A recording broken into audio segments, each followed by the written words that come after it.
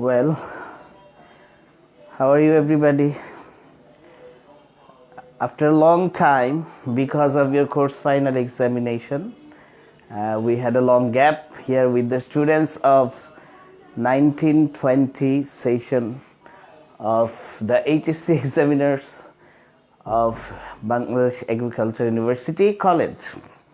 So hopefully you are all well, doing very good with your family and staying safe.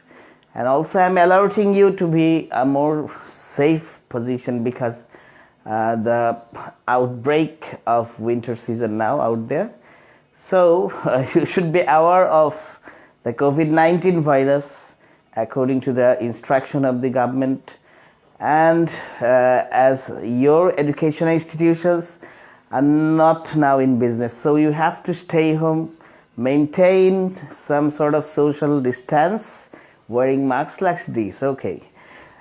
So my dear students and other viewers who are present here, I am going to continue my class with the topic that is speech changing, you see.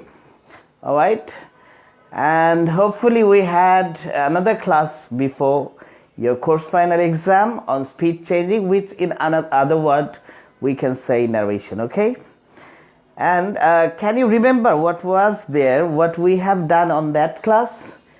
Yes, we started from the very basic level of how to change speeches, direct to indirect speech, or on that issues there were the rules of changing speeches there and the changing terms of tenses like this. Okay, so my dear students, to understand your class more effectively of your second year class, that is, we have to speak in Bangla sometimes because otherwise it will be difficult to you.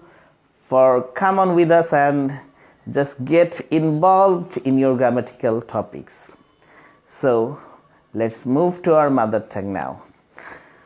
আমরা মনে আছে নিশ্চয়ই গত ক্লাসে তোমাদেরকে, অর্থাৎ গত ক্লাসটা হয়েছিল বেশ কিছুদিন আগে আমার ক্লাসটাতে, সেখানে ন্যারেশন ভিত্তিক সমস্যাগুলো আমরা তো পেয়েছিলাম। তাহলে দেখা যায়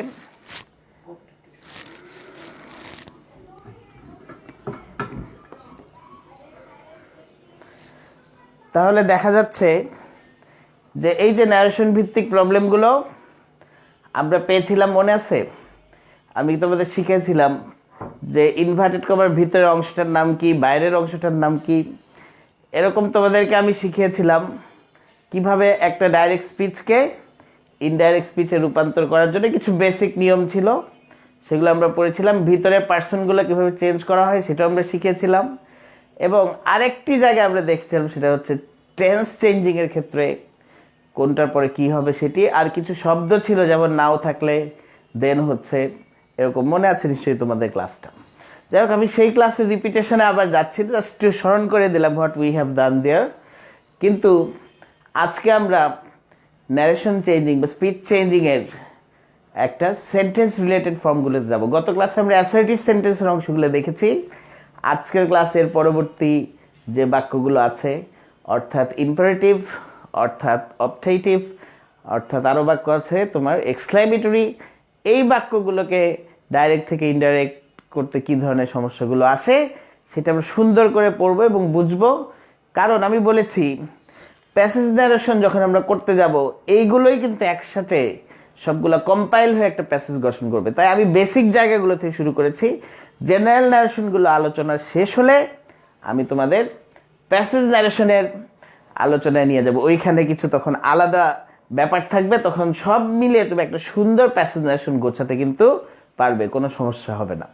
ওকে, ভেরি গুড। তাহলে আসো, আমরা সেই বেসিকের কাজ কিন্তু এখনো কিছুটা এগিয়ে নিতে হচ্ছে আমাদেরকে।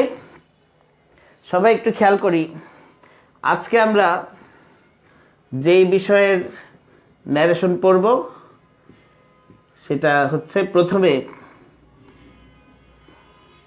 Interrogative sentence. আমি এক্সকিউজ মি একটু চেক করে নিতে চাই যে আমাদের বোর্ডের লেখাগুলো আসলে আমরা বুঝছি কিনা।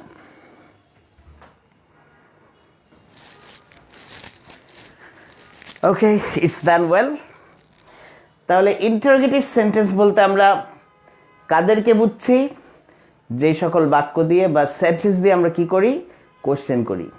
তাহলে ভাই প্রশ্ন করার ক্ষেত্রে ইংলিশ ল্যাঙ্গুয়েজে দুইটা স্টাইল কিন্তু ফলো করে। একটি হলো কিছু কিছু কোশ্চেন আমরা করি যে কোশ্চেনগুলো ইংলিশে লিখতে গেলে অক্সিলিয়ারি ভার্ব দিয়ে কোশ্চেনটা স্টার্ট হবে। তাহলে how many types of question strategy? এক নাম্বার হচ্ছে আমরা লিখলাম স্টার্টিং উইথ অক্সিলিয়ারি ভার্ব, সংক্ষেপে লিখলাম যে স্টার্টিং উইথ অক্সিলিয়ারি ভার্ব। তারপরে বি নাম্বার অপশন লিখলাম স্টার্টিং উইথ WH ওয়ার্ড। তাহলে আমরা দেখলাম যে একটা ইন্টারোগেটিভ সেন্টেন্স কিন্তু দুইভাবে আমরা পরীক্ষার প্রশ্নে বা বিভিন্ন জায়গায় ইউজেবল ক্ষেত্রে কিন্তু পাই। একটি হচ্ছে অক্সিলারি ভার্ব দিয়ে শুরু, আরেকটি অংশ যেটি হচ্ছে সেটি হচ্ছে WH ওয়ার্ড দ্বারা স্টার্ট। ঠিক আছে? তাহলে মাই ডিয়ার স্টুডেন্টস, এখন আমরা একটু দেখতে চাই এই ধরনের কোশ্চেনগুলো কিভাবে ডাইরেক্ট থেকে ইনডাইরেক্ট ফর্মগুলোতে আমরা কনভার্ট করব।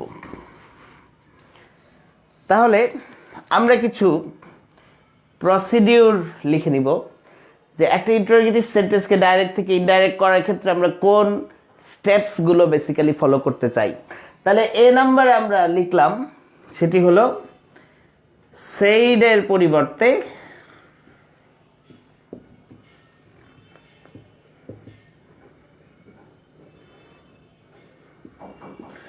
তাহলে ভাই আমরা ফার্স্ট লিখলাম সেইডের পরিবর্তে আস্ক অবলিক ইনকোয়ার অফ। তাহলে আমরা ফার্স্টেই লিখলাম প্রথম অ্যাকশন হবে সেইডের পরিবর্তে আস্ক অথবা ইনকোয়ার অফ বসানো। ঠিক আছে? Very nice.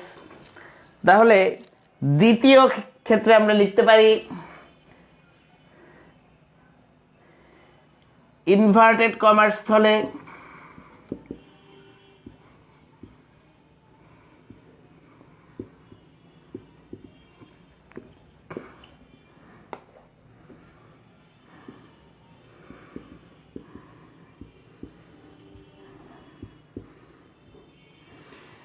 তাহলে আমরা এখন লিখলাম যে ইনভার্টেড কমার স্থলে ইফ অথবা ওয়েদার। তাহলে ভাই ফার্স্ট দুইটা প্রসিডিউর হচ্ছে সেইডের পরিবর্তে আমরা ফার্স্টে আস্ক অথবা ইনকোয়ার অফ বসাবো, ইনভার্টেড কমার স্থলে ইফ বা ওয়েদার বসাচ্ছি, এবং আমরা এখন প্রসিডিউরগুলোতে আবার যাই।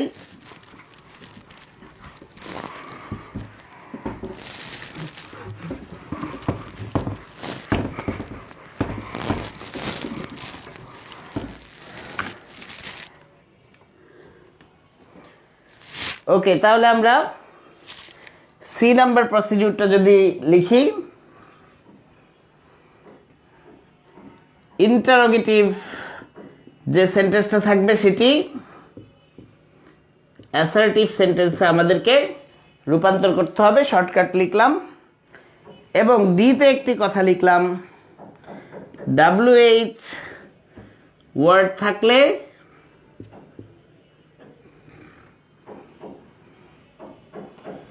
ইনভার্টেড কমার স্থলে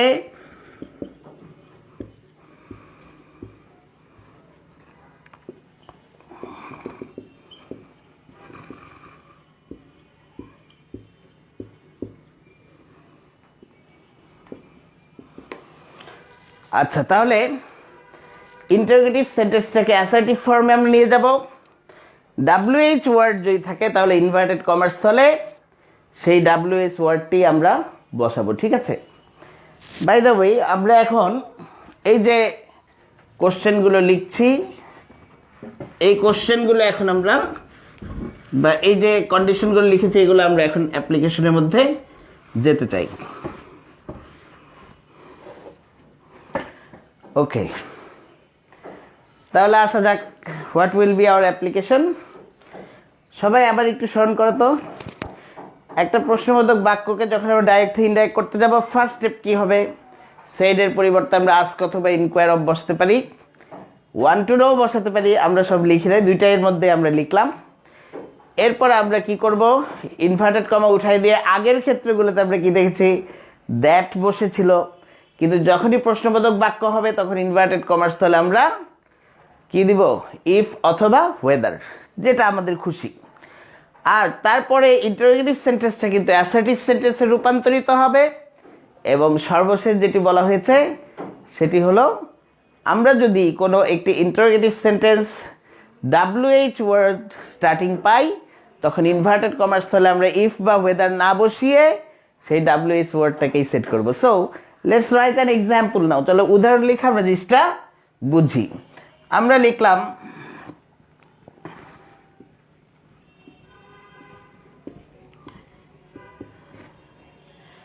দ্য ম্যান সেড। ঠিক আছে, লিখার পরে ইনভার্টেড কমার মধ্যে লিখলাম যে are you waiting for the bus. তাহলে ভাই আমি লিখলাম the man said are you waiting for the bus. Question হলো, এটি একটি ডাইরেক্ট স্পিচ যেটি কি হয়েছে? কোয়েশ্চেন বা ইন্টারোগেটিভ সেন্টেন্সের বেসিসে দেওয়া আছে। ইনভার্টেড কমার ভিতরে কোয়েশ্চেনটা দেখো, are you waiting for the bus. যদি আমি তোমাদেরকে জিজ্ঞেস করি এটা একটা interrogative sentence, it's all right, কেমন ইন্টারোগেটিভ সেন্টেন্স? তোমরা বললা এটা একটা ইন্টারোগেটিভ সেন্টেন্স যেটি স্টার্ট হয়েছে অক্সিলারি ভার্ব দিয়ে, যেমন কি আর। তোমরা সবাই অক্সিলারি ভার্বগুলো চেনো, am, is, are, was, were, have, has, had, সব চেনো। মডালসগুলোও কিন্তু অক্সিলারি ভার্ব, যেমন can, could, may, might, shall, should, ওগুলো আমরা বেসিক্যালি জানি। কিন্তু তাহলে দেখা যাচ্ছে আমরা এই যে ইন্টারোগেটিভ সেন্টেন্সটা, এটাকে আমরা ডাইরেক্ট থেকে এখন কিসে রূপান্তর করতে চাবো? ইনডাইরেক্ট।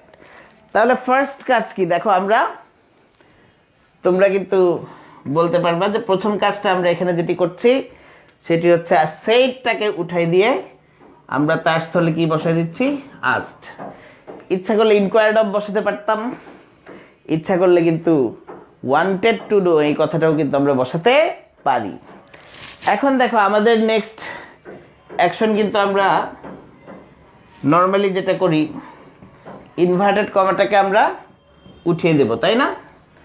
উঠিয়ে দিয়ে এখানে আমরা আগে যেমন বসাচ্ছিলাম দ্যাট, এখন কি বসিয়ে দিচ্ছি? ইফ। এরপরে ভাই আমাদের যে কাজটি আছে সেটি হচ্ছে আমাদের ভিতরে যে ইন্টারোগেটিভ সেন্টেন্সটা আছে সেটাকে কিসে রূপান্তর করতে হবে জানো? অ্যাসার্টিভ সেন্টেন্সে।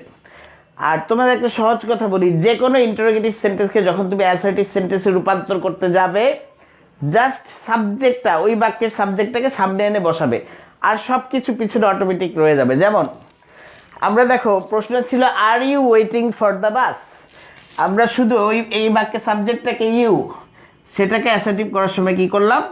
সামনে লিখে দিলাম, আর আরটাকে তখন পিছনে নিয়ে গেলাম। তাহলে কি হলো?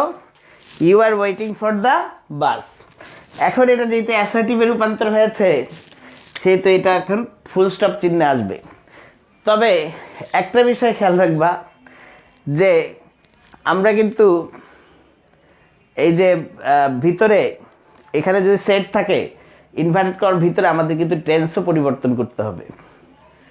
তার মানে আমি কিন্তু শুধু এই দেখেছিলাম যখন ডাইরেক্ট স্পিচ ছিল সেখানে ছিল আর ইউ ওয়েটিং, তার মানে কোন টেন্স? Present continuous.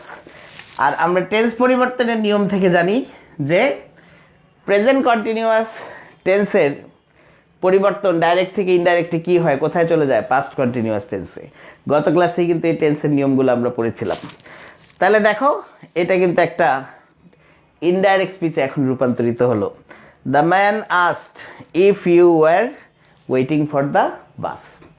এখন তোমরা, আমি আরেকটি বাক্য তোমাদেরকে দিব, এবং সেটাকে তোমরা একটু কনভার্ট করার চেষ্টা করবা, ঠিক আছে?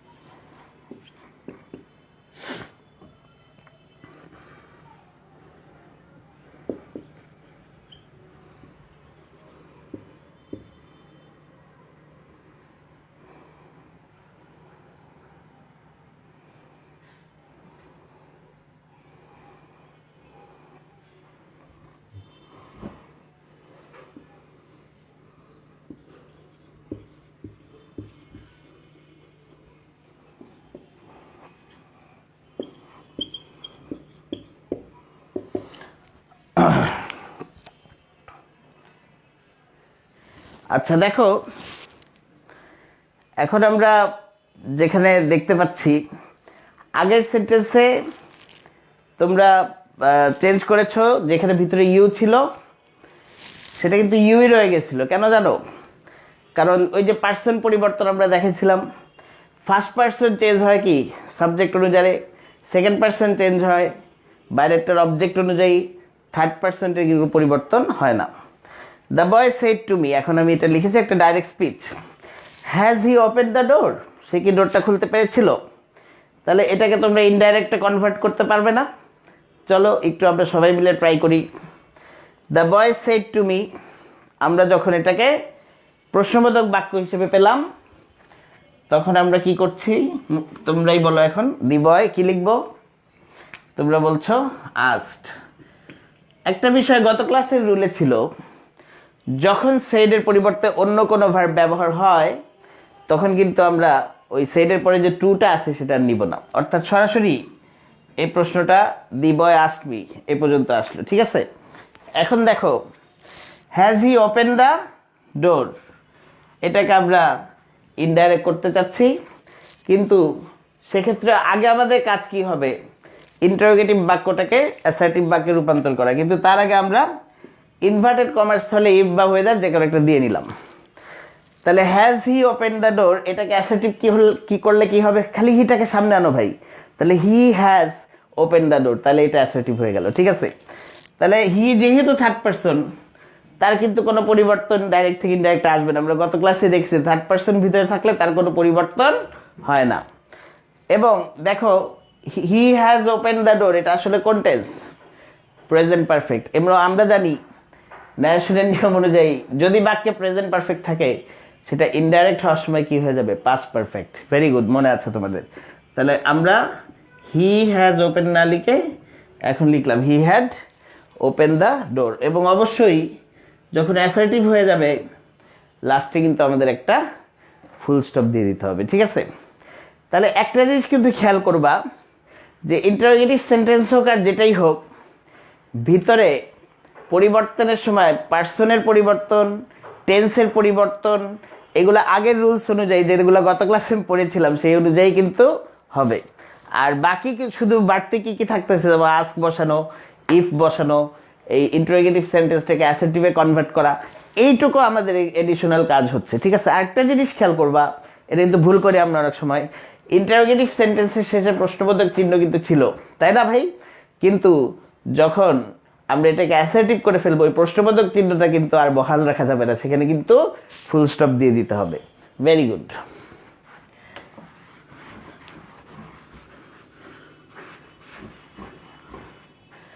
সো চলো দেখি এখন আরেকটি বাক্য আমরা লিখি।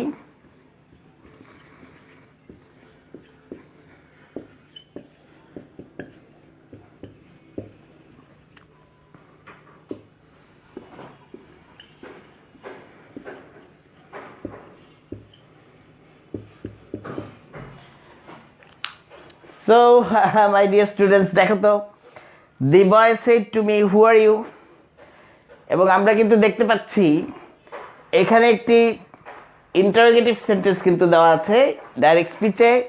তবে এই ইন্টারোগেটিভ সেন্টেন্সের বৈশিষ্ট্য কি বলতো? This has been started with WH word. তাহলে কোনো একটি ইন্টারোগেটিভ সেন্টেন্স যদি WH ওয়ার্ড দিয়ে শুরু হয়, এই সেন্টেন্সটাকে যখন আমরা ডাইরেক্ট থেকে ইনডাইরেক্ট ফর্মে রূপান্তর করব, মোস্ট অর লেস আগের কাজগুলো একই রকম থাকবে। যেমন দি বয় আমি কি লিখছিলাম, সেড, সেখানে আমরা আস্কড অথবা ইনকোয়ার্ড অফ অথবা ওয়ান্টেড টু নো এগুলো বসালাম। হ্যাঁ, এবং পরে অবজেক্টটা ছিল মি, সেটা থাকবে। টুটা কিন্তু উঠে যাচ্ছে অ্যাজ ইউজুয়াল, আগে যেটা বলেছি সেইভাবে। এবং ইনভার্টেড কমা কিন্তু এখন আমরা উঠাই দিব। উঠাই দিয়ে কী করবো জানো, এই WH ওয়ার্ডটাই ইনভার্টেড কমার কাজ, ওই যে ইফ বা ওয়েদারের কাজটা করবে। ঠিক আছে, ইনভার্টেড কমার পরিবর্তে এই WH ওয়ার্ডটাই আমরা ইউজ করবো। তাহলে লাস্টে একটা সিরিয়াল রুল লিখেছিলাম না, যে ইনভার্টেড কমার স্থলে যদি WH ওয়ার্ড থাকে তাহলে সেটা ইনভার্টেড কমার স্থলে বসে, ইফ বা ওয়েদার না বসিয়ে ওই যে WH ওয়ার্ডটা থাকবে সংশ্লিষ্ট সেই WH ওয়ার্ডটাই কিন্তু আমরা এখানে বসিয়ে দিব। ওকে, বসালাম। তাহলে প্রশ্ন ছিল হু আর ইউ, তাই না? এখন ওইটুকু হু পর্যন্ত লেখার পরে আমাদের বাকি থেকে কি থাকলো, আর ইউ। ওইটাকে অ্যাসার্টিভ করলে ইউটা কোথায় চলে আসবে, সামনে।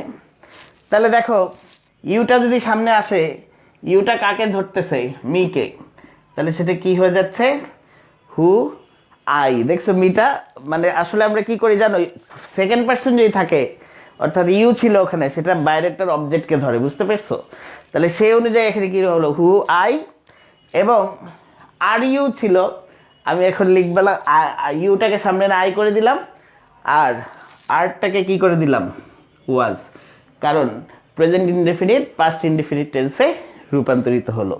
তাহলে দেখো ফুল স্টপ হবে, কারণ এটা অ্যাসার্টিভ হয়ে গেছে। The boy asked me who I was, এটা হচ্ছে সেটার ইনডাইরেক্ট স্পিচ। Thank you. তোমাদেরকে আমি একটা করতে দিই, সেটি লিখলাম।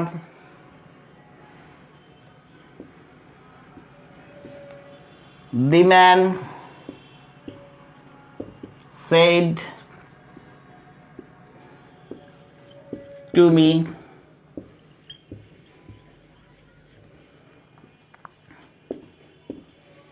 where do you live? তাহলে ভাই এই বাক্যটি আমরা এখন লেখা পাচ্ছি, The man said to me, where do you live? এই বাক্যটাকে আমরা ডাইরেক্ট থেকে কি করতে চাই, ইনডাইরেক্ট ফর্মে কনভার্ট করতে চাই। ঠিক আছে, তাহলে যদি বলা হয় যে এই ডাইরেক্ট সেন্টেন্সটাকে ইনডাইরেক্টে কনভার্ট করতে গিয়ে আমরা দেখলাম কি, হোয়ার হচ্ছে WH ওয়ার্ড দিয়ে স্টার্টিং একটি ইন্টারোগেটিভ সেন্টেন্স আমরা এখানে পাচ্ছি। তার মানে ডাইরেক্ট থেকে ইনডাইরেক্ট করার জন্য সব কাজ কিন্তু আগের মতোই। দ্য ম্যান সেডের জায়গায় আমরা কি বসিয়ে দিলাম, আস্কড। এরপর আমরা টুটা বসিয়ে দিলাম আগের মতোই। এখন দেখো ইনভার্টেড কমার স্থলে হোয়ারই থাকবে, যে WH ওয়ার্ড আছে সেটাই থাকবে। এখন আমাদের এই পর্যন্ত সব হয়ে গেছে, কিন্তু এই যে ডু ইউ লিভ, এই জায়গাটুকুতে শুধু আমাদের একটা পরিবর্তন আসবে। তাহলে দেখো আমি তোমাদের একটা কথা বলি, যদি কোনো প্রশ্নবোধক বাক্য ডু ডাজ ডিড দিয়ে স্টার্ট হয়, তাহলে অ্যাসার্টিভ করলে সেই ডু ডাজ ডিড কিন্তু আর থাকে না। ঠিক আছে, তাহলে আমরা বললাম ডু ইউ লিভ, এটার অ্যাসার্টিভ কি হবে জানো, ইউ লিভ, ডুট আউট। ঠিক আছে, তাহলে বলো তো ডু ইউ প্লে, অ্যাসার্টিভ কি হবে, ইউ প্লে। যদি বলো ডু ইউ ওয়ার্ক, এটার অ্যাসার্টিভ কি হবে বলো তো, ইউ ওয়ার্ক। যদি বলো ডু ইউ স্লিপ, এটা অ্যাসার্টিভ কি হবে বলো তো, ইউ স্লিপ। আচ্ছা, এখন দেখো আমি তিনটা কথা বলেছি, ডু ডাজ ডিড। তাহলে আমি এখন আর একটা, এটা জাস্ট বাইরের উদাহরণ দেখাচ্ছি। ডাজ হি লিভ, এটা একটা প্রশ্ন ধরো, ডাজ হি লিভ, এটাকে অ্যাসার্টিভ করতে বললাম, এটা আছে ইন্টারোগেটিভ। এটা অ্যাসার্টিভ করলে খালি ডাজটা কি হবে, আউট হয়ে যাবে। কিন্তু যখন অ্যাসার্টিভ হবে তখন লিভের সাথে কিন্তু একটা এস যোগ করতে হবে। ঠিক আছে, তাহলে ডাজ হি লিভ, এটা অ্যাসার্টিভটা কি হবে ভাই বলেন তো, he lives. Does he play, এটার অ্যাসার্টিভটা কি হবে বলো তো, হি প্লেস। ঠিক আছে, ডাজ হি ওয়ার্ক, এটার অ্যাসার্টিভটা কি হবে, হি ওয়ার্কস। তাহলে ডু ইউ থাকলে খালি ডু উঠে যাবে, আর কোনো ঝামেলা নাই।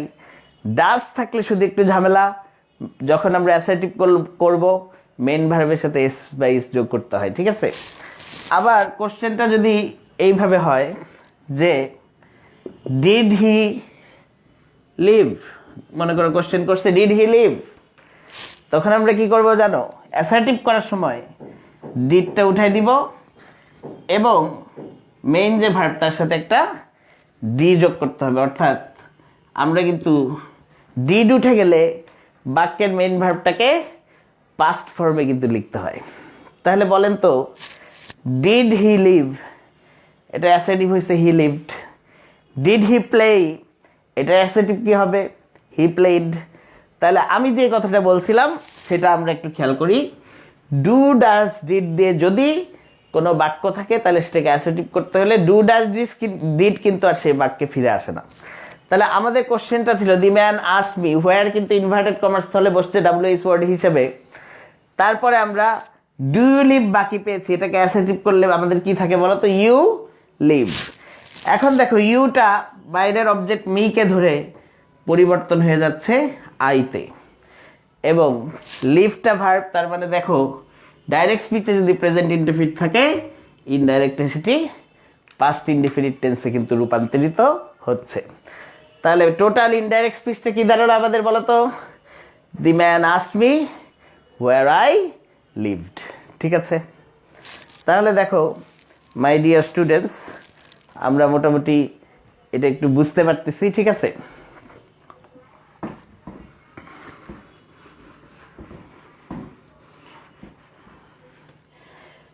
তাহলে ইন্টারোগেটিভ সেন্টেন্সের ক্ষেত্রে আমরা কি কি করলাম, প্রথম অ্যাকশন হচ্ছে সেড এর পরিবর্তে ask, inquire of, want to know এটা বসানো। দ্বিতীয় অ্যাকশন হচ্ছে ইনভার্টেড কমা উঠে গিয়ে ইফ বা ওয়েদার বসানো। তবে ডাব্লিউএইচ ওয়ার্ড স্টার্টিং এর ক্ষেত্রে ইফ বা ওয়েদার না বসিয়ে সেই সংশ্লিষ্ট ডাব্লিউএইচ ওয়ার্ডটা বসাবো। থার্ড অ্যাকশন হচ্ছে ইন্টারোগেটিভ সেন্টেন্সটাকে অ্যাসার্টিভ সেন্টেন্সে কনভার্ট করব। আমি শিখিয়ে দিয়েছি, জাস্ট সাবজেক্টটাকে সামনে আনলেই হবে। তবে ডু ডাজ ডিড থাকলে ডু ডাজ ডিড আউট করে দিয়ে আমরা সংশ্লিষ্ট ম্যানেজমেন্টটা করব। এবং সর্বশেষ কাজ হচ্ছে আমাদের টেন্সের পরিবর্তন এবং পার্সন পরিবর্তনগুলো ঠিক গত ক্লাসের রুলের মতোই কিন্তু চেঞ্জ হবে। That's nice. So let's check, আমি একটু দেখি বোর্ডটা আবার নড়ে চড়ে যায় তো অনেক সময়।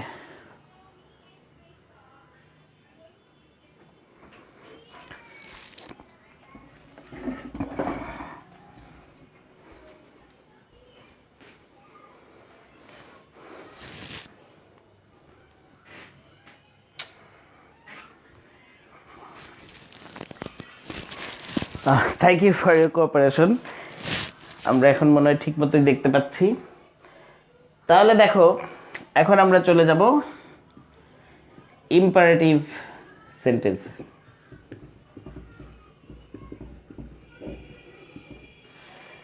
তাহলে দেখো ইম্পারেটিভ সেন্টেন্সগুলো কারা। আমরা সবাই ছোটবেলা থেকে কিন্তু জানি আদেশ, নিষেধ, অনুরোধ, উপদেশ এটসেট্রা এটসেট্রা, এগুলো হচ্ছে ইম্পারেটিভ সেন্টেন্স। তবে ইংলিশ বাক্য দেখেও সেটা চিনতে হবে যে কোন বাক্যগুলো সেটি হয়। তাহলে ইম্পারেটিভ সেন্টেন্স চিনতে গেলে আমাদের কয়েকটা জিনিস খেয়াল রাখতে হবে। একটা হলো ভার্ব দ্বারা শুরু। তাহলে ইম্পারেটিভ সেন্টেন্সগুলোর একটা বৈশিষ্ট্য হচ্ছে এগুলো ভার্ব দ্বারা স্টার্ট হয়, এবং ব্র্যাকেট লিখছি V1 মানে ভার্বের বেস ফর্ম দ্বারা কিন্তু এরা স্টার্ট হবে। তাহলে দেখো একটা উদাহরণ দেই, ডু দ্য জব। ঠিক আছে, আচ্ছা তারপরে আমরা যদি দেখি লেট অথবা প্লিজ অথবা ডোন্ট অথবা নেভার দ্বারা শুরু হতে পারে। তাহলে ইম্পারেটিভ সেন্টেন্সের ক্ষেত্রে আরো কয়েকটা কথা বলা হচ্ছে। ভার্ব দ্বারা শুরু হবে, অথবা লেট, প্লিজ, ডোন্ট, নেভার দ্বারা শুরু হলেও কিন্তু সেটি ইম্পারেটিভ সেন্টেন্স আমরা আইডেন্টিফাই করতে পারবো। তাহলে আমার মনে হয় আমি যদি এখন লিখি যে লেট মি ডু, এটা একটা কি সেন্টেন্স বলো তো? সবাই বলবে যে এটা একটি ইম্পারেটিভ সেন্টেন্স। কিন্তু লেটটা অনেক সময় মাঝখানে আসে, যেমন আমি লিখলাম লেট ইট গো, এটা কিন্তু ইম্পারেটিভ সেন্টেন্স না, এটা অ্যাসার্টিভ সেন্টেন্স। ঠিক আছে, তাহলে দেখো লেট যদি শুরুতে থাকে তাহলে সেটাকে আমরা ইম্পারেটিভ সেন্টেন্স হিসেবে কাউন্ট করব। তারপর প্লিজ ডু দ্য জব, এটা একটা ইম্পারেটিভ সেন্টেন্স হবে। ডোন্ট প্লে, ডোন্ট দ্বারা শুরু হলেই বুঝবা imperative sentence. Never tell a লাই, সবসময় নেভার স্টার্টিং বাক্যগুলো অবশ্যই কি হবে, ইম্পারেটিভ সেন্টেন্স হিসেবে তাদেরকে আমাদের কাউন্ট করতে হবে। তাহলে দেখো একটা ইম্পারেটিভ সেন্টেন্স সম্পর্কে আমাদের যে বেসিক, সেখানে কি বলা হচ্ছে যে যে সকল বাক্য আদেশ, নিষেধ, অনুরোধ, উপদেশ, সামরিক আদেশ, প্রস্তাব, অনুমতি ইত্যাদি বুঝায় তাদেরকে আমরা ইম্পারেটিভ সেন্টেন্স বলি। তবে যদি আমরা ইংলিশ বাক্যে এগুলোর অর্থ ঠিকমতো না বুঝি অনেক সময়, তাহলে ওই বাক্যের চেহারা দেখেও কিন্তু আমরা বুঝে যাব যে সেটি ইম্পারেটিভ সেন্টেন্স কিনা। কিরকম, যে ইম্পারেটিভ সেন্টেন্স সেভাবেই চেনা যাবে যে যেই বাক্যটি ভার্বের বেস ফর্ম দ্বারা শুরু হচ্ছে অলওয়েজ সেটা ইম্পারেটিভ সেন্টেন্স, মনে রাখবে। সেকেন্ডলি, যেই বাক্যের শুরুতে প্লিজ, নেভার, এরকম লেট, এরকম ডোন্ট এগুলো থাকবে, কাইন্ডলি শব্দটা অনেক সময় প্লিজের অল্টারনেটিভ থাকে, এগুলো থাকলে আমরা সেটাকে ইম্পারেটিভ সেন্টেন্স হিসেবে কাউন্ট করব নিশ্চিন্তে। ঠিক আছে, তাহলে ভাই আমরা একটু এখন লিখব যে ইম্পারেটিভ সেন্টেন্সকে ডাইরেক্ট থেকে ইনডাইরেক্ট করার স্টেপগুলো কি কি, বা কিভাবে সেটাকে আমরা ডাইরেক্ট থেকে ইনডাইরেক্টে রূপান্তর করব। তাহলে সবাই দেখি যে আমাদের ফার্স্ট কাজটা কি। ইম্পারেটিভ সেন্টেন্সকে ডাইরেক্ট থেকে ইনডাইরেক্ট করতে গেলে প্রথম কাজ হচ্ছে সেড এর পরিবর্তে,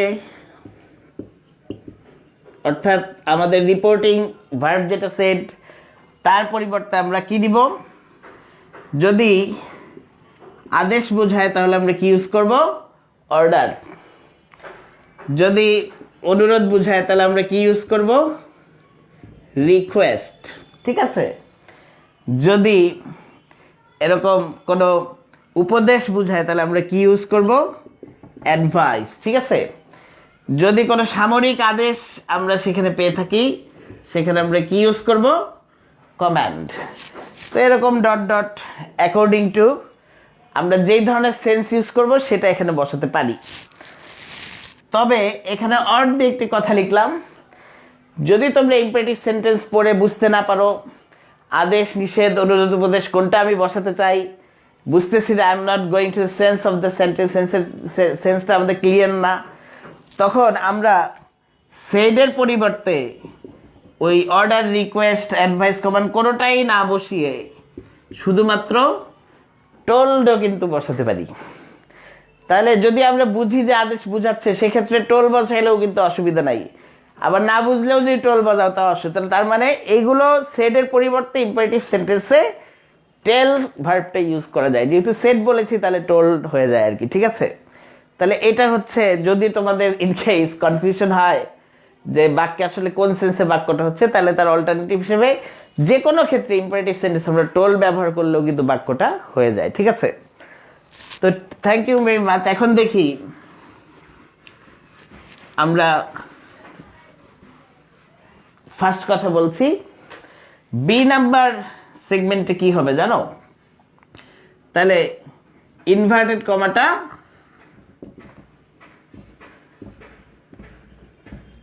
কমাটা আমাদের উঠিয়ে দিতে হবে এবং আমরা লিখলাম ইনভার্টেড কমার পরিবর্তে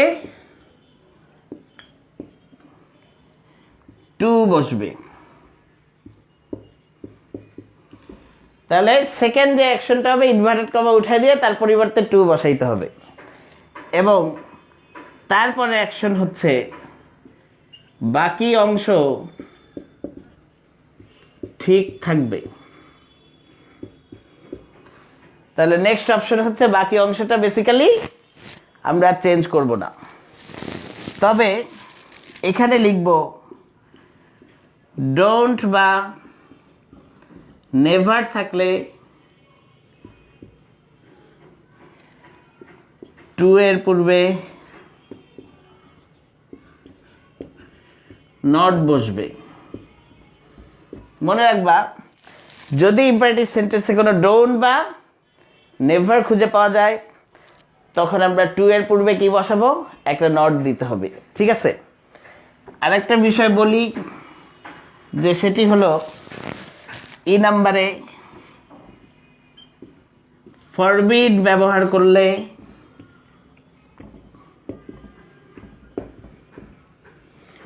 তাহলে আমরা লিখলাম ফরবিড ব্যবহার করলে নট বসবে না। তাহলে আমাদের লেখা হলো ফরবিড ব্যবহার করলে আমরা কিন্তু নট লিখব না।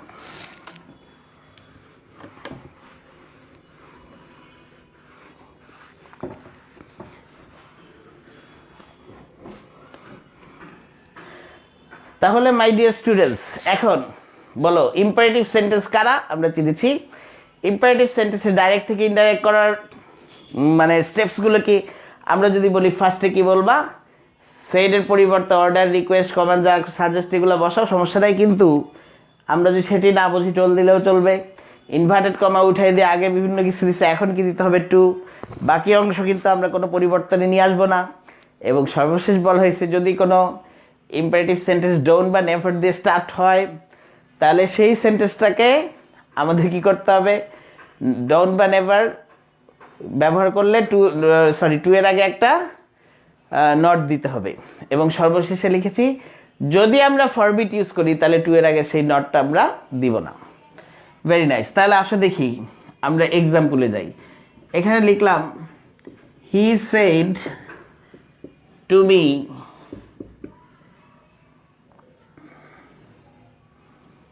তাহলে দেখো লিখলাম ওপেন দ্য ডোর। তাহলে সবাই এক্সাম্পলটা লিখেছি, হি said to me open the ডোর।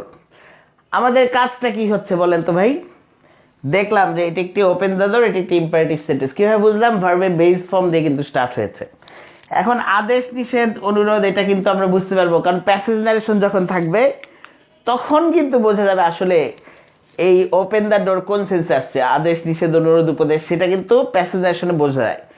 আর যদিও বোঝা না যায় তখন আমরা কি করব? এই সেডের পরিবর্তে কি ইউজ করব বলেন তো? টোল্ড। এরপর সাধারণত টোল যখন বসে এই টুটা কিন্তু আর থাকে না, আমরা আগেও দেখেছি।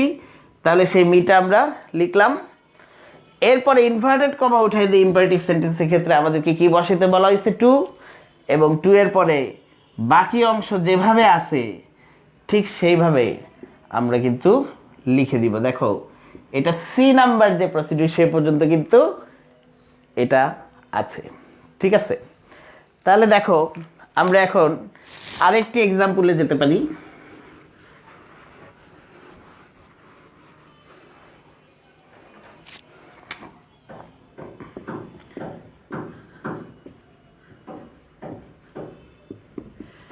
তো ভাই আমরা লিখলাম হি সেড টু মি, ইনভার্টেড কমার ভিতরে এখন আমি লিখছি নেভার টেল এ লাই। কেমন? তাহলে he said to me never tell a lie. এখন কি হচ্ছে দেখো, নেভার দিয়ে শুরু হয়েছে তাই না? আমরা একটা রুল লিখেছি, ডোন্ট বা নেভার থাকলে আমরা এই পর্যন্ত সব ঠিক রাখলাম। হি টোল্ড মি, তাহলে আমরা লিখেছি হি টোল্ড মি। ইনভার্টেড কমাটা উঠে গিয়ে আমরা টু বসাচ্ছি। বসানোর পরে নেভারটা কিন্তু আর থাকবে না, সবাই মনে রাখবে। ডোন্ট বা নেভার থাকলে সেই নেভারটা উঠে যাবে এবং এই যে টুটা আমরা লিখছি সেই টুটার আগে একটা কি বসবে? নট। তাহলে হি টেল মি নট টু, তাহলে নেভার উঠে গিয়ে আমাদের এই জিনিসটুকু বসবে নট টু। তারপর বাকি যা থাকবে টেল এ লাই সেটা আমরা কিন্তু বসাই দিব, ঠিক আছে? এখন দেখো আর একটা কথা আমি বলেছি কি জানো? আমি বললাম নেভার টেল এ লাই, কখনো মিথ্যা বলো না। এটা উপদেশ হতে পারে না? হ্যাঁ, উপদেশও হতে পারে। তাহলে সেক্ষেত্রে এখানে টোল না দিয়ে আমরা অ্যাডভাইস দিতে পারি। আবার নেভার টেল এ লাই কোনো কোনো ক্ষেত্রে দেখবা নিষেধও হতে পারে, অ্যাকর্ডিং টু সিচুয়েশন, বুঝছো? তো নিষেধ হলে আমরা সেডের পরিবর্তে একটা কথা ইউজ করতে পারি, সেটা হচ্ছে দেখো লিখছিলাম ফরবিড, আর ফরবিডের পাস্ট ফর্ম হচ্ছে ফরবেড, FORBADE। তা আমি যখন ফরবিড ব্যবহার করব তখন কিন্তু ফরবিড শব্দটা নিজেই নেগেটিভ। ফরবিড অর্থই হচ্ছে নিষেধ করা। তাহলে তখন আবার টু এর আগে কি দেওয়ার প্রয়োজন পড়বে না, নট দেওয়ার প্রয়োজন পড়বে না, কারণ একই বাক্যে কখনো ডাবল নেগেটিভ হওয়া সম্ভব নয়। তাহলে আমি যদি নিষেধ করা অর্থে ফরবিডটা সে এর পরিবর্তে ইউজ করি, তাহলে কিন্তু টু এর আগের নটটার প্রয়োজন নাই। তা আমরা রুলসটাতে কি বলেছিলাম, ডোন্ট বা নেভার থাকলে ইনডাইরেক্ট করার সময় টু এর আগে একটা নট দিতে হবে, ডোন্ট নেভার কিন্তু আউট হয়ে যাবে। কিন্তু লাস্টে বলেছি যদি এই ধরনের বাক্যে ফরবিড ব্যবহার হয় তাহলে সেই নটটার দরকার নেই, ফরবিড নিজেই সেই নটের কাজ করবে। আর একটা কথা বললাম যে ফরবিড অর্থ কি বলতো, নিষেধ করা, এবং ফরবিডের পাস্ট ফর্মটা কিন্তু ফরবেইড, বিএডি, এইগুলা কিছু খেয়াল করে কিন্তু লিখতে হবে, ঠিক আছে? Very nice. তাহলে আজকের শেষ অংশ যেটি আমি আলোচনা করতে চাই সেটি হচ্ছে, তোমরা কি খেয়াল করেছিলা ইম্পারেটিভ সেন্টেন্স কিন্তু আমরা ব্যবহার করেছি কিভাবে, যে ভার্বের বেস ফর্ম দিয়ে শুরু। একটা কথা ছিল লেট দ্বারা শুরু কিন্তু ইম্পারেটিভ সেন্টেন্স আছে, আর লেট দ্বারা শুরু ইম্পারেটিভ সেন্টেন্সের ডাইরেক্ট থেকে ইনডাইরেক্ট করার সিস্টেমটা কিন্তু আলাদা, বুঝতে পারছেন? তাহলে দেখেন আমরা এখন দেখি, ওইখানে আমরা ডি নাম্বার রুল পর্যন্ত বোধহয় পড়েছিলাম, ইতে যাই। লেট দ্বারা শুরু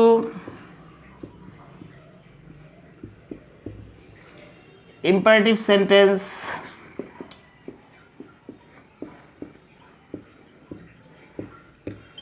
প্রস্তাব বোঝালে, এই দেখো এই বেসিকগুলো না জানলে প্যাসেজ নারেশনে সবসময় খুঁটিনাটি ভুল হবে। এই জন্য আমি গোড়া থেকেই সব পড়াই যাব, লাস্টে গিয়ে প্যাসেজের নিয়মগুলো সুন্দর করে তো বুঝাই দিব, এবং আমরা কিছু প্যাসেজ নারেশন প্র্যাকটিস করলেই দেখবা অনেকটা কনফিডেন্স আমাদের মধ্যে ফিরে আসছে। লেট দ্বারা শুরু, সরি আমি একটা মিস করছি, এখানে শুরু কথাটা লিখতে হবে। লেট দ্বারা শুরু ইম্পারেটিভ সেন্টেন্স প্রস্তাব বোঝালে, এবং আমরা ব্র্যাকেটে লিখব লেট আস ইকুয়াল টু প্রস্তাব। তাহলে একটা সহজ হিসাব, একটা ইম্পারেটিভ সেন্টেন্স লেট দিয়ে শুরু হলে তারপরে আমাদের খেয়াল করতে হবে সেই লেট দিয়ে শুরু ইম্পারেটিভ সেন্টেন্সটা কী ধরনের সেন্সে এসছে। যদি সেটি প্রস্তাব বোঝায় তাহলে একরকম হবে, যদি সেটি অনুমতি বোঝায় তাহলে কিন্তু আর একরকম হবে। তাহলে ফার্স্টলি আমাকে বুঝতে হবে সে কী বোঝাচ্ছে। তাহলে প্রথম অপশনটাই আমি লিখছি, লেট দ্বারা শুরু ইম্পারেটিভ সেন্টেন্স প্রস্তাব বোঝালে কি হবে। আর আমরা চেহারা দেখলেই বুঝে যাবো যে এই বাক্যটা প্রস্তাব বোঝাচ্ছে কিনা, কারণ লেটের পরে যদি আস থাকে, কি থাকে, আস অবজেক্টটা থাকে, লেটের পরে আস থাকলেই বুঝবা সেটা প্রস্তাব। আর আস ছাড়া অন্য যত ধরনের অবজেক্ট থাকে সেগুলো কি বোঝাবে, অনুমতি। তাহলে আমরা সোজা হিসেবে আসলাম, লেটের পরে আস থাকলে কি হবে, প্রস্তাব, মনে রেখো। তাহলে আমাদের হেডলাইনটা ছিল লেট দ্বারা শুরু ইম্পারেটিভ সেন্টেন্স প্রস্তাব বোঝালে কি কি করবা, সেটা এখন আমরা স্টার্ট দিয়ে লিখি। এখন আমাদের এই ধরনের প্রস্তাব বোঝানো বাক্যের অ্যাকশনগুলো কিভাবে হবে। এক নাম্বার আমাদের কাজ সেটা হচ্ছে সেইডের পরিবর্তে প্রপোজ অথবা সাজেস্ট বসবে। তাহলে এই ধরনের চেঞ্জের, ডাইরেক্ট ইনডাইরেক্ট চেঞ্জের ক্ষেত্রে কিছু চেঞ্জ আসছে কিন্তু দেখো, সেইডের পরিবর্তে প্রপোজ বা সাজেস্ট কিন্তু আমাদেরকে বসাতে হচ্ছে। তারপরে আমরা কি করব জানো, ইনভার্টেড কমা,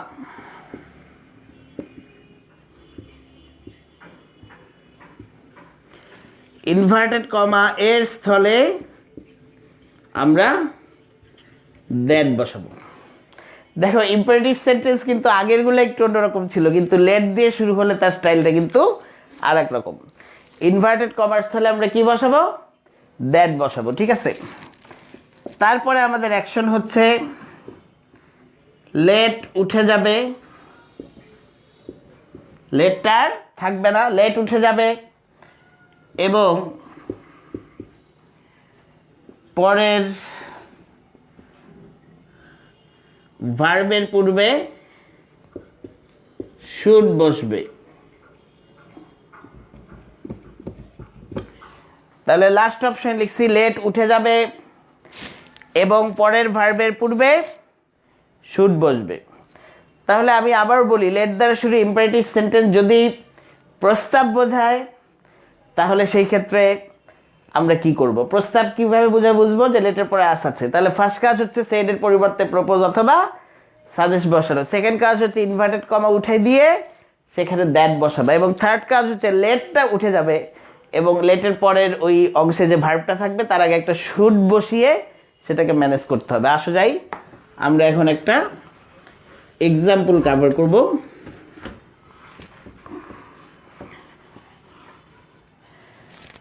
তো সেই এক্সাম্পল আমি লিখছি,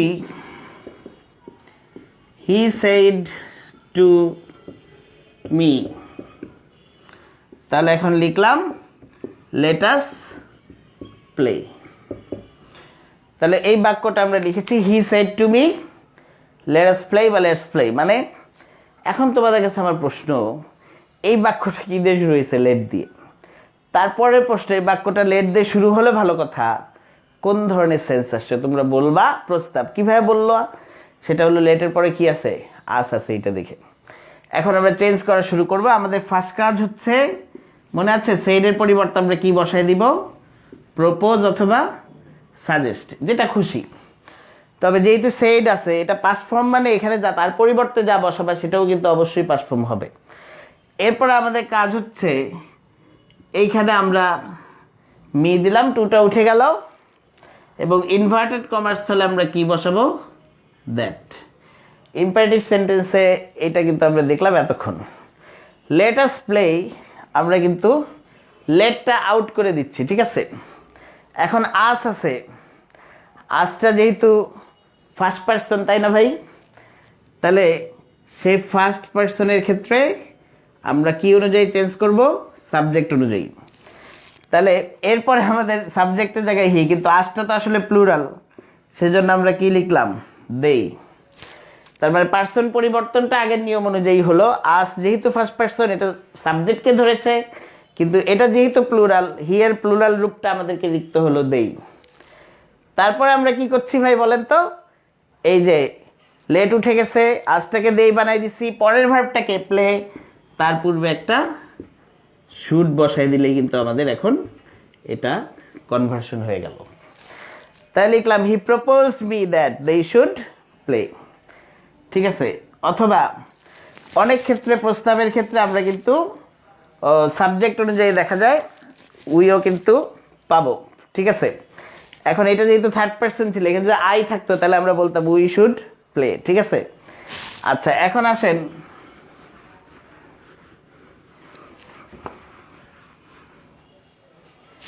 আরেকটা বাক্য লিখি। হি সেড টু মি লিখলাম। তাহলে এখন ইনভার্টেড কমার ভিতরে থাকলো লেট আস ওয়ার্ক। তোমাদের একটা সহজ বুদ্ধি শিখাই, যেটা একটু আগে প্রসিডিউরটা দেখলা, তার চেয়েও সহজ একটা ওয়ে আছে এটাকে ডাইরেক্ট থেকে ইনডাইরেক্ট করা। সেটা কি আমি একটু লিখে দেখাচ্ছি। তাহলে হি টোল্ড মি, সরি, এখানে আমরা তাহলে লিখলাম হি প্রপোজড মি, কারণ যেহেতু প্রস্তাব বোঝাচ্ছে। কেন বুঝলাম প্রস্তাব? কারণ লেটাস আছে। তাহলে হি প্রপোজ মি পর্যন্ত আমরা লিখেছি।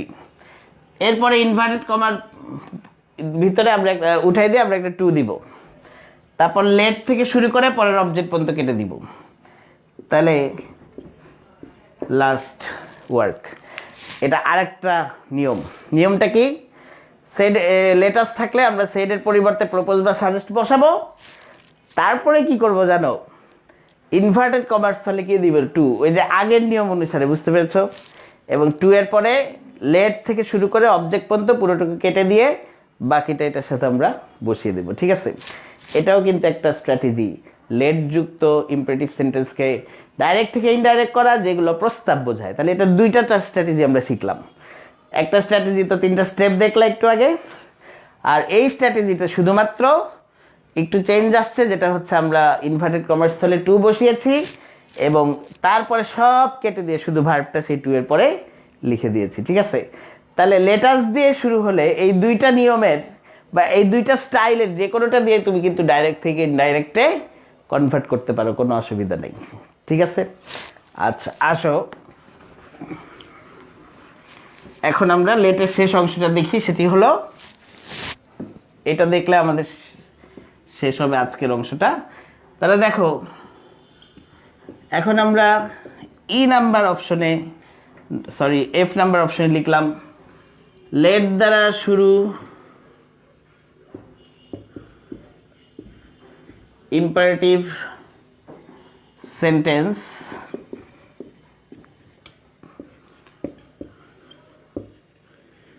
অনুমতি বোঝালে। তাহলে এখন আমরা শিখছি কোনো লেট দ্বারা শুরু ইম্পারেটিভ সেন্টেন্স যদি অনুমতি বোঝায় তাহলে সেটি আমরা কখন বুঝবো। দেখো এর পাশে ব্র্যাকেটে আমরা লিখলাম লেটাস ছাড়া। তাহলে দেখো একটু আগে যেটা দেখেছিলাম লেটের পরে আস থাকলে কি হবে ভাই, প্রস্তাব। কিন্তু লেটের পরে যদি আস না থাকে, অন্য যে কোনো অবজেক্ট থাকে, যেমন let me, let him, let them, যে কোনো অবজেক্ট থাকলে সেক্ষেত্রে এই লেট দ্বারা শুরু বাক্যটা কি বোঝাবে বলো তো? অনুমতি। গুড। তাহলে যদি অনুমতি বোঝায় এবং তার স্টাইলটা আমরা দেখছি, এখন এটাকে ডাইরেক্ট থেকে ইনডাইরেক্ট করার কয়েকটি নিয়ম আছে, সেটা আমরা পড়ব। প্রথমে লিখলাম আমরা স্টার চিহ্ন দিয়ে যে ফার্স্ট কাজ হচ্ছে সেডের পরিবর্তে আমরা টোল বসাবো, ঠিক আছে? তাহলে সেকেন্ড কাজটা কি, সেটি হলো ইনভার্টেড কমা এর স্থলে দ্যাট। তাহলে সেকেন্ড অ্যাকশনটা আমরা লিখলাম ইনভার্টেড কমা এর স্থলে দ্যাট বসবে, ঠিক আছে? এবং থার্ড অপশন হচ্ছে লেট উঠে যাবে, আগের মতোই লেট উঠে যাবে এবং পরের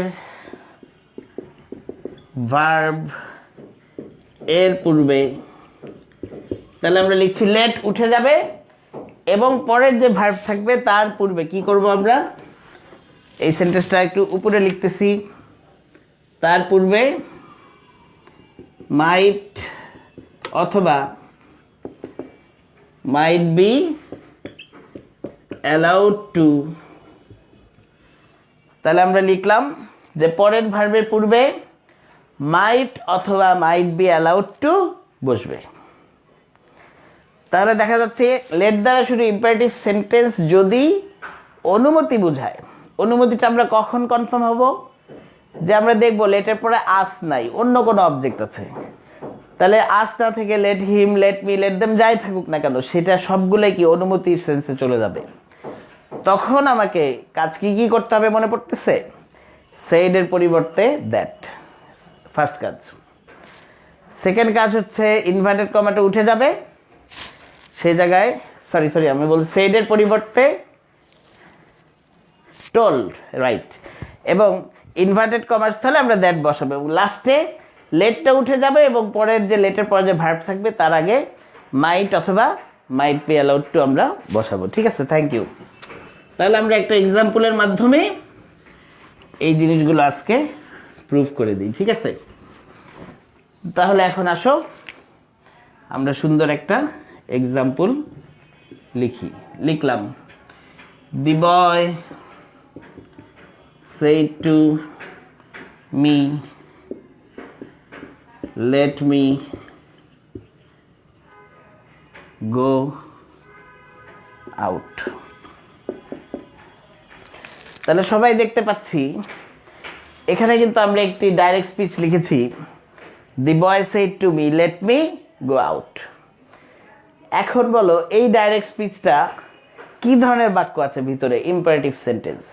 তারপর যদি কোশ্চেন করি কোন ধরনের ইম্পারেটিভ সেন্টেন্স, তোমরা বলবা এটি একটি ইম্পারেটিভ সেন্টেন্স যেটি লেট দ্বারা কি হয়েছে, শুরু হয়েছে। তারপরে কোশ্চেন হলো যে তাহলে এটা কি বোঝাচ্ছে, তোমরা বলবা এটা অনুমতি বোঝাচ্ছে, কারণ লেটের পরে আস ছাড়া অন্য যে কোনো অবজেক্ট থাকলে সেটা অনুমতি, আর আস থাকলে যেন কি প্রস্তাব, একটু আগে কিন্তু জেনেছো। তাহলে যখনই আমরা দেখলাম যে অনুমতি বোঝাচ্ছে, তখন এই বাক্যটাকে ডাইরেক্ট থেকে ইনডাইরেক্ট করতে গিয়ে ফার্স্ট আমরা কি অ্যাকশনে গেলাম, সেডের পরিবর্তে কি বসে দিলাম, টোল্ড। এবং স্বাভাবিকভাবে টোল্ড বসলে কিন্তু সেই টুটা উঠে যাবে, তাহলে কি থাকলো, দি বয় টোল্ড মি। এখন ইনভার্টেড কমা উঠে দিয়ে মিডিল অ্যালাইনমেন্টে আমরা একটা কী লিখছি, দ্যাট। সব কিন্তু আমরা লিখছি কোন কোন স্টোরে। তাহলে এখন আসো লেটটা উঠে যাবে, এবং দেখো মিটা কিন্তু সেকেন্ড পারসন, তাই বাইরেরটার অবজেক্ট অনুযায়ী চেঞ্জ হবে। সেই অবজেক্ট কে ছিল, মি, কিন্তু যখন আমরা সাবজেক্টের জায়গায় লিখছি তখন সেটা কি হয়ে যাচ্ছে, আই।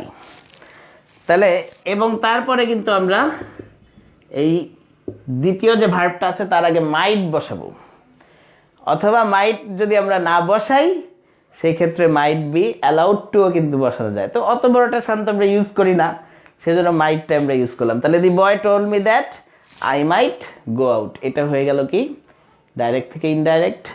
এরকম দুইটা বাক্য এখন আমি তোমাদেরকে একটু প্র্যাকটিস করতে বলবো এই মুহূর্তেই। একটা সেন্টেন্স লিখলাম,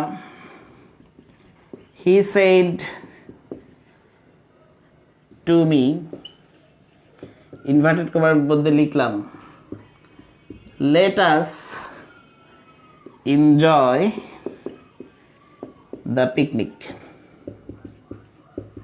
ইনভার্টেড কমা আছে এখানে, ঠিক আছে। তাহলে দেখো আরেকটা তোমাদেরকে করতে দিলাম, হি সেড টু মি, ইনভার্টেড কমার ভিতরে আমি লিখলাম লেট